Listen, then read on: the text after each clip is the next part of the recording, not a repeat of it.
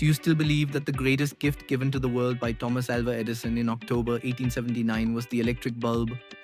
Edison was indeed a great inventor, but did you know he was also a shrewd businessman in science? Did you know that the electric bulb, originally invented by a poor scientist named Joseph Swan, was appropriated and made famous in history by Edison through clever maneuvering?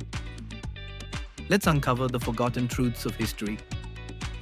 In 1828, in a humble family in England, Joseph Swan was born to John Swan and Isabella. Despite his family's poverty, Joseph Swan displayed exceptional brilliance in both physics and chemistry. To pull his family out of poverty, he thought of inventing something that could earn him an income.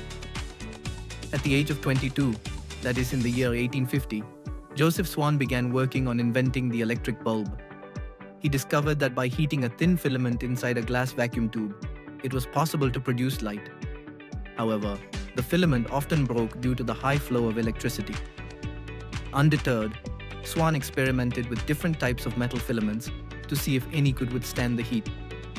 Around this same time, Thomas Edison, Humphrey Davy, James Bowman, and many others were also experimenting with light bulb technology.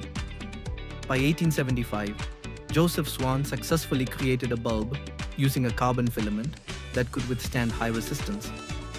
He kept refining the design, and on December 18, 1878, he demonstrated the working bulb to scientists. On January 17, 1879, he gave a live public demonstration of the bulb and applied for a patent. Unfortunately, his patent was rejected on the grounds that the application was not properly completed. Soon after, in October 1879, Thomas Edison, using a design very similar to Swan's, introduced his version of the electric bulb and obtained a patent using his influence and network. But Joseph Swan, due to his poverty and lack of support, could not compete with Edison.